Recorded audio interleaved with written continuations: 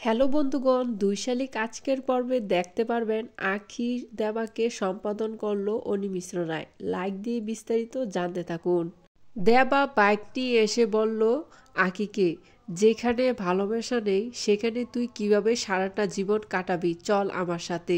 তখন আখিকে নিয়ে দেবা যাচ্ছিল, পিছন থেকে আখির মা পুষ্পা দেবাকে ডাক দিল, এই দাবা শোন, যতক্ষণ না ঝিলিক তোকে ভালোবাসে এ কথা সবার সামনে প্রকাশ না করে এতক্ষণ তুই ঝিলিককে নিয়ে এখান থেকে যেতে পারবি না।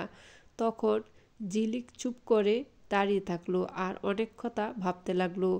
ঝিলিক তো আমার জন্য অচেনা একজন মানুষের সাথে সংসার করছে, আর আমিও ঝিলিকের মাকে কথা দিয়েছি আমাকে যেখানে বিয়ে দেয় আমি সেখানেই বিয়ে বসবো।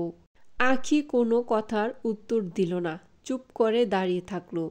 পুষ্পা বলল, আমি বুঝি, আমি তোর মা, আমি সবসময় তুই সুখটা চেয়েছি, আজও বলছি। দেবাই তোকে সবার থেকে ভালো রাখতে পারবে, তুই দেবার সাথে সুখে জীবন কাটাতে পারবি। আমি তোকে দেবার হাতে তুলে দিলাম, যা তুই এখান থেকে দেবাকে নিয়ে পালিয়ে যা। আর বাকি যারা আছে ওরা অনেক ভালো মানুষ, তাদেরকে আমি খাওয়াইয়ে বিদায় করে দেব।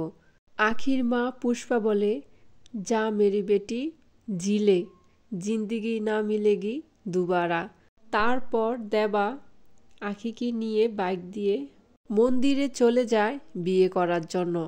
যখন পণ্ডিত দেবা আখিকে বিয়ে পড়াচ্ছিল তখন বলছে, আপনাদের সম্পাদন কে করবে? তখন পল্টু বলে, ভুল করেছি, বিয়ের মণ্ডপ থেকে একজনকে তুলে নিয়ে আসার দরকার ছিল। এমন সময় পেছন দিক থেকে অনি মিশ্র রায় বলে, আমি সম্পাদন করব। ঝিলিক মায়ের মতো আমার নিজের দুটো মেয়ে ছিল, আমার দুটো মেয়ে হয়তো ঝিলিকের মতো এত বড় হয়েছে।